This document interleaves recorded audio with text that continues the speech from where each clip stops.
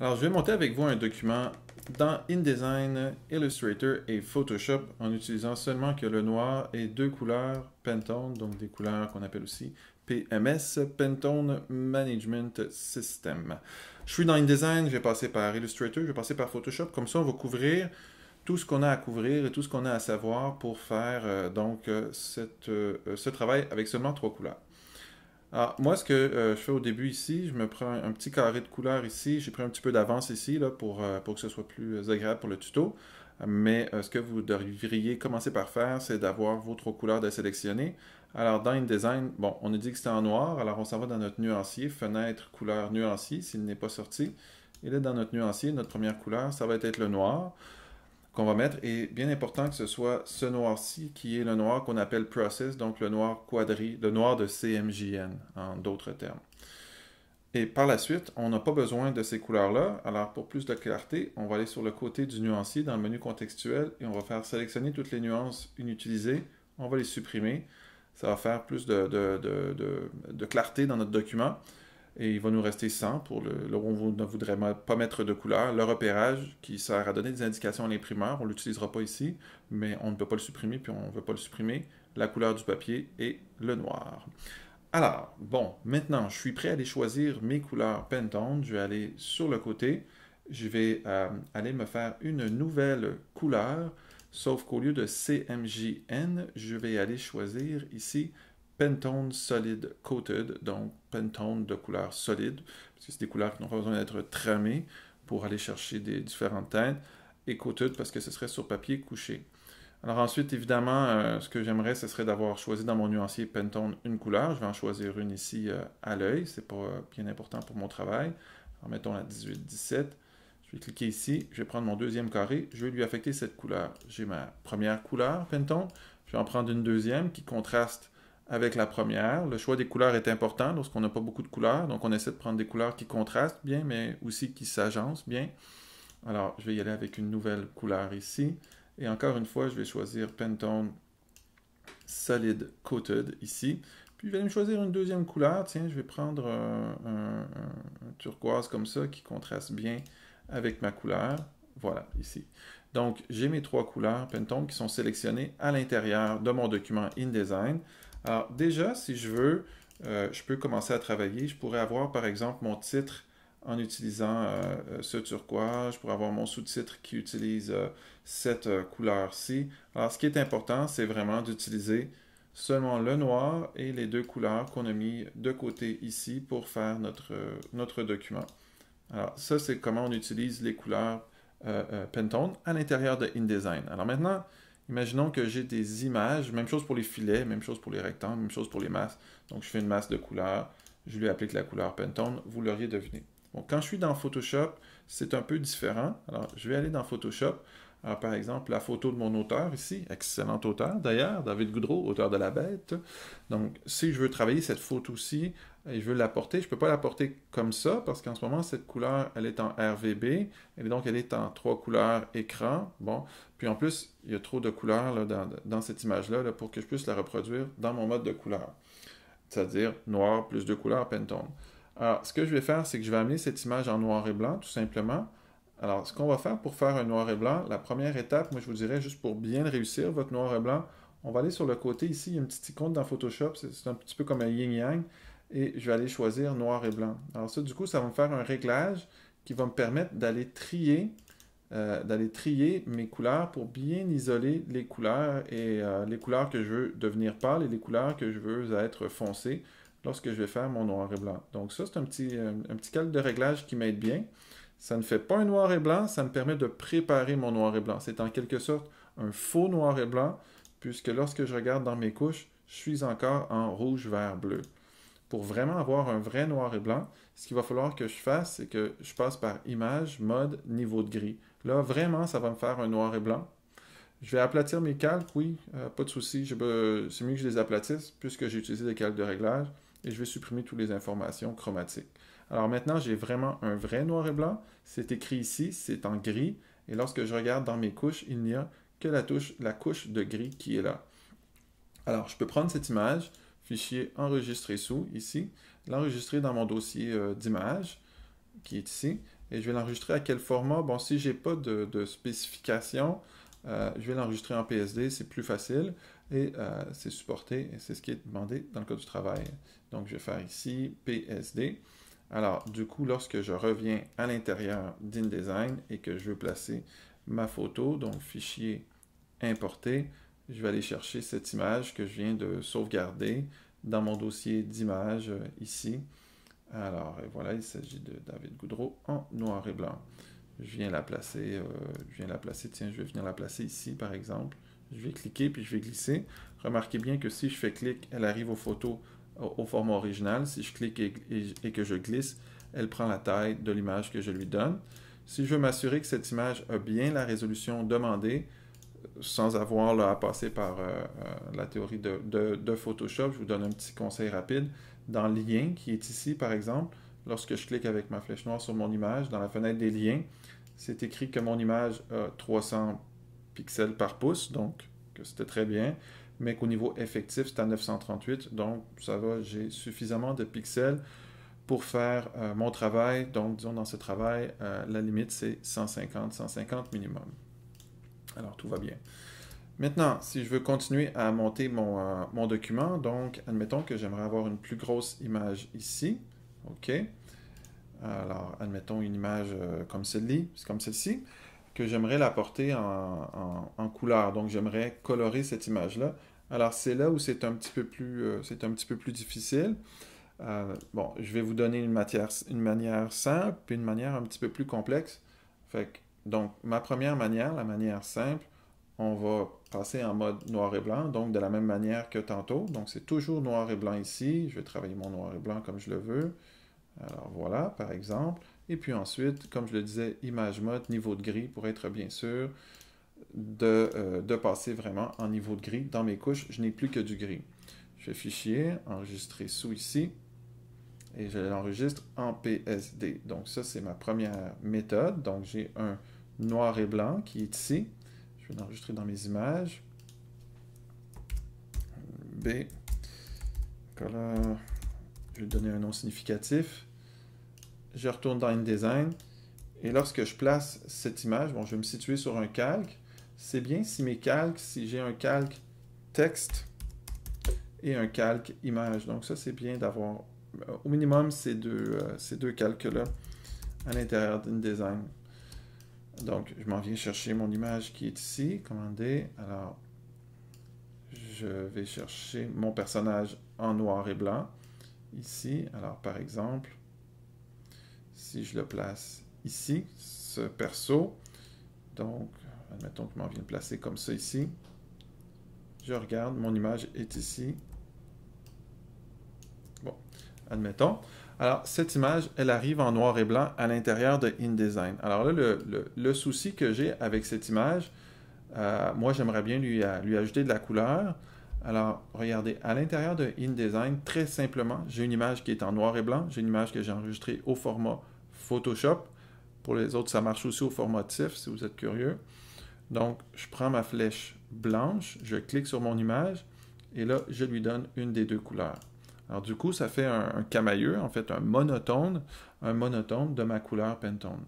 Je peux même faire un duotone. Comment est-ce que je fais ça? Je peux prendre ma flèche noire, cliquer ici, et aller chercher une deuxième couleur comme ça ici. Alors, ce que ça fait au final, c'est que lorsque je prends ma flèche noire, je teins ma boîte, et lorsque je prends ma flèche blanche, je teins le noir de mon image. Je peux faire l'inverse, je peux me décider de me promener entre mes deux couleurs, comme ceci, comme cela. OK? Donc ça, c'est une façon de venir travailler votre image. Si vous voulez donner des petits coups de couleur sur votre image, alors ce qu'on peut faire, c'est qu'on peut aussi, il n'y a rien qui nous empêche de venir prendre des formes ou de venir prendre la plume de Bézier, par exemple, à l'intérieur d'InDesign et de venir la travailler un peu comme Illustrator ici. Notre plume, elle se travaille de la même manière qu'Illustrator avec les mêmes raccourcis clavier. Et je pourrais venir, par exemple, mettre une forme ici. Alors, travailler cette forme ici pour donner des petits accents de couleur sur mon image. Alors ça, c'est faisable aussi. Maintenant, si je veux avoir plus de contrôle sur la distribution de mes images dans mon duotone ou dans mon monotone, je vous montre une technique qui est un peu plus complexe. OK? Alors, ici, dans mon document, ce que je vais faire, je fais mon photomontage. Toujours faire le photomontage avant de faire cette technique que je vais vous montrer. OK? Donc, si on a à découper nos calques, si on a à faire des ajustements, on fait notre photomontage en premier. Par la suite, on aplatit notre image ici. Donc, on s'en va sur le côté, sur le menu contextuel de la palette des calques. Et puis, on fait aplatir l'image.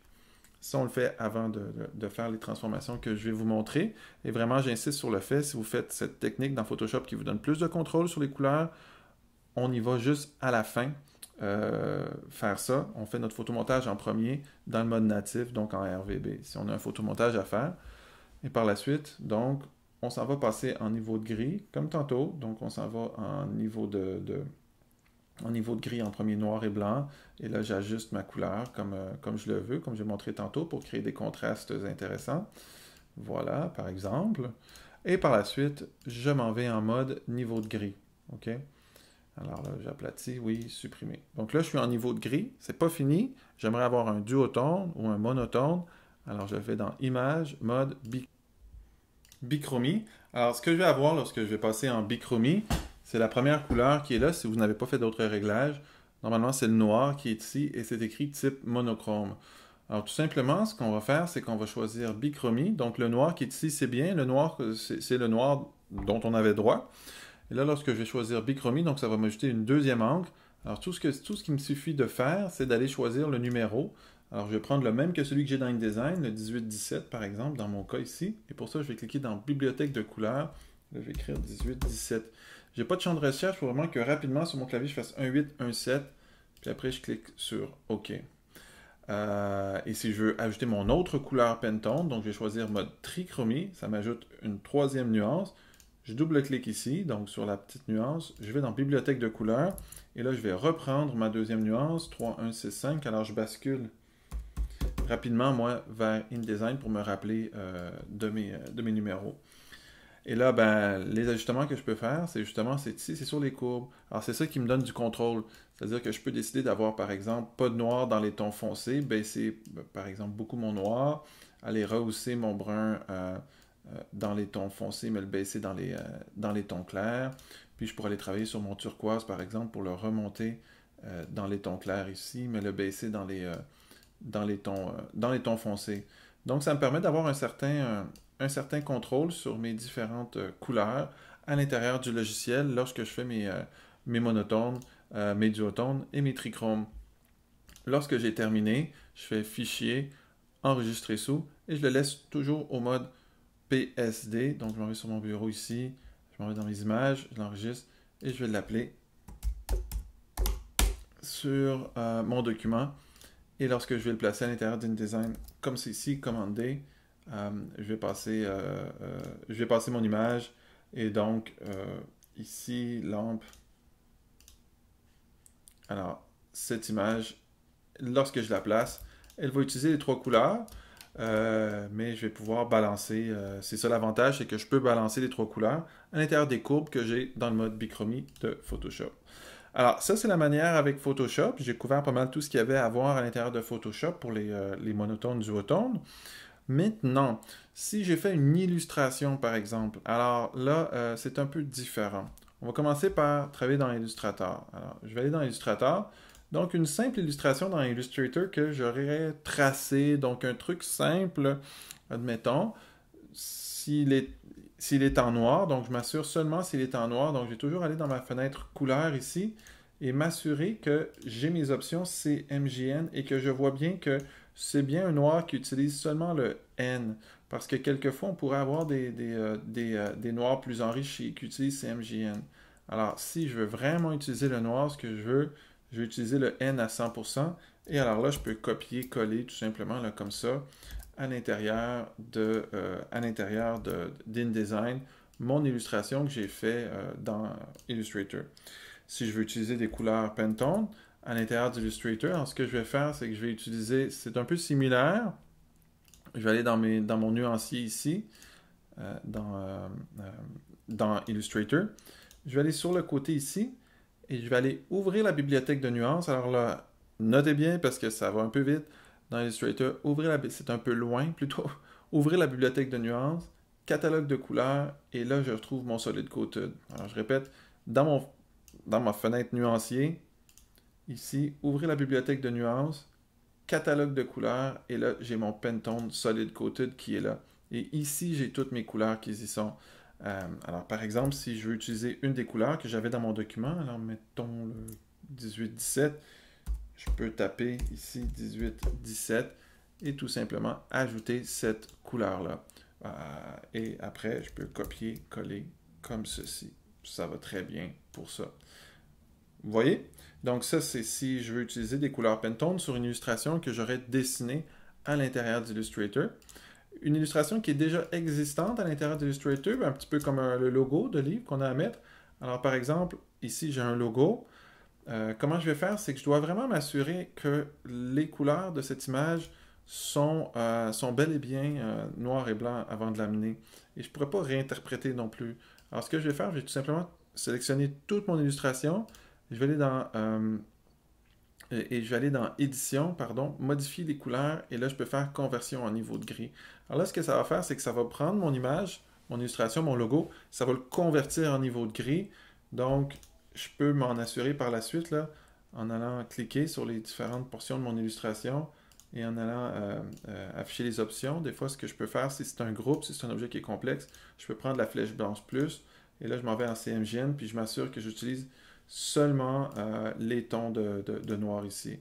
Admettons que je voudrais avoir cette portion en Pantone, eh bien c'est possible de le prendre ici, de prendre seulement que cette portion et lui ajouter mon Pantone que j'aurais utilisé. Évidemment, dans la vraie vie, on essaie de ne pas attribuer des couleurs comme ça aux marques, mais bon, pour un travail scolaire comme ça, pas de souci, on vous permet de le faire.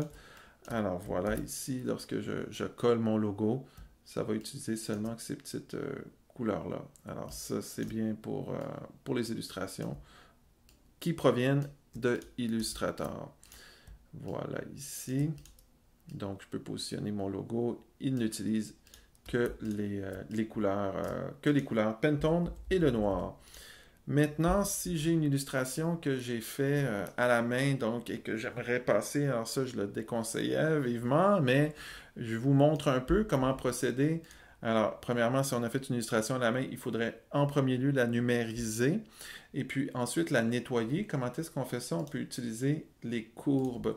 Pourquoi? Pour que le gris de ce document-là soit vraiment du blanc et que le noir soit vraiment du noir.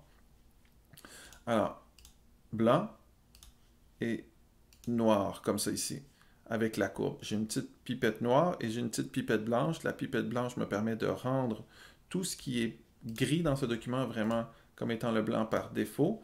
Et ma petite pipette noire me permet de dire, ça c'est mon noir, je veux que ce soit mon noir par défaut. On peut aussi utiliser les niveaux pour nettoyer cette image-là. Alors dans nos niveaux, on peut ramener notre noir comme ça, ramener nos tons foncés, ramener nos tons pâles, et ça aussi, ça va éliminer des nuances, puis on peut se promener avec les mi-tons pour aller chercher les contrastes souhaités. Alors, si j'ai cette image qui est ici, alors je pourrais traiter cette image en niveau de gris comme tel, alors ça, je le conseillerais, ça va bien. On fait comme on a fait tantôt, c'est-à-dire qu'on va tout simplement image mode niveau de gris, on aplatit, on supprime, et on enregistre en Photoshop, donc enregistrer sous, et là, je m'en viens chercher mon document image ici, je l'enregistre en Photoshop ici, et je l'appellerai Illu. Donc, ça ici, ça serait vraiment du noir et blanc. Et ça, je pourrais l'apporter à l'intérieur de mon document InDesign sans aucun souci. Alors, ça, c'est facile. Ça va bien ici. Donc, j'ai mon Illu. Où est-elle? Elle est ici. Alors, je l'apporte en noir et blanc, comme ça, par exemple. Quelque chose comme ça. Donc, ça me convient très, très, très, très bien. C'est facile. Et l'image, elle apparaît en noir et blanc. Alors, si j'ai à faire dépasser quelque chose, on s'en rappelle, on l'amène jusque sur la ligne rouge qui est ici, qui est ma marque de fond perdu. Alors ça va. Mon image, elle est en noir et blanc à l'intérieur d'InDesign. Aucun problème. Maintenant, si c'est un petit peu plus complexe, c'est-à-dire qu'admettons que j'aimerais, moi, donner des accents à cette couleur-là, mettons, recolorer des portions en couleur, ce que je conseillerais, ce serait encore une fois de prendre ma plume et de tout simplement tracer les différents éléments et de leur attribuer une couleur Pantone. Mais si vous voulez avoir plus de contrôle, alors je montre une méthode qui est un peu plus complexe, toujours dans le plus complexe. Alors, cette méthode-ci, ça va être de prendre notre image qu'on a transformée en noir et blanc à l'intérieur de Photoshop. Et dans Illustrator, ce qu'on fait, on va faire un nouveau document, un document à peu près du même format que notre image ici. Et on va l'importer, donc on va faire fichier importer. On va aller choisir cette image-là qu'on a transformée en noir et blanc dans notre document, dans notre Photoshop ici. Donc on va venir juste la placer ici. Et alors là, ce qu'on va faire, on va cliquer avec la flèche noire sur ce document-là. Et on a un petit bouton dans la fenêtre de contrôle qui s'appelle Vectorisation de l'image. On va choisir Logo noir et blanc. Une fois que c'est terminé, il faut cliquer sur le bouton Décomposer ici. Alors là, ce que ça va faire, c'est que ça va décomposer mon illustration. Et par la suite, je peux utiliser mon lasso. Donc des fois, il faut que je travaille un petit peu. Comme là, je vois qu'il y a une forme devant mon image. Donc je vais venir supprimer cette forme-là un peu qui vient me masquer mon image. Donc il y a un petit peu de travail à faire parce que c'est là. On a beaucoup de vecteurs qui sont dans mon image. Mais une fois que j'ai nettoyé et que je vois que je peux avoir accès, des fois, ce qu'il faut faire aussi, c'est de dissocier. Donc si je sélectionne mon élément ici, je peux aller par Objet, Dissocier. Ça peut aider. Alors, une fois que j'ai accès à mes vecteurs, alors là, il m'est vraiment possible d'aller utiliser des outils comme le lasso d'Illustrator, de sélectionner des éléments comme ceux-là, par exemple, et de venir leur appliquer la couleur Pantone que j'ai déjà mise de côté à l'intérieur de mon document. Une fois que c'est fait, ben, je fais Fichier, Enregistrer sous, et là, je vais l'enregistrer au format Illustrator, ici. Ici, par exemple, et je vais venir la placer à l'intérieur de mon document InDesign, dans mon calque image. Donc voilà, ici, au format Illustrator. Et puis, je vais pouvoir avoir mon image d'Illustrator en 2 couleurs. Et voilà, elle est placée à l'intérieur de mon document. Donc ça, c'est une manière de travailler un peu plus complexe. Je vous conseillerais plutôt de dessiner à l'intérieur d'Illustrator plutôt que de numériser des dessins à la main dans le cas d'une image qui doit être séparée en 3 couleurs. Mais enfin, vous avez la théorie si vous voulez le faire. Alors voilà, c'était pour les différentes façons de travailler à l'intérieur d'InDesign avec des images qui sont en 1 couleur, 2 couleurs et 3 couleurs. Si jamais vous voulez valider vos couleurs, vous allez dans Sortie, Aperçu des séparations. Et alors là, ce qu'on fait, c'est qu'on met nos séparations ici. Et normalement, je vais voir tout ce qui est en vert, tout ce qui est en brun, tout ce qui est en noir, et il ne devrait y avoir rien de cyan, rien de magenta et rien de noir dans vos documents. Si vous avez ça, tout est bon. Vous avez réussi votre séparation de couleurs.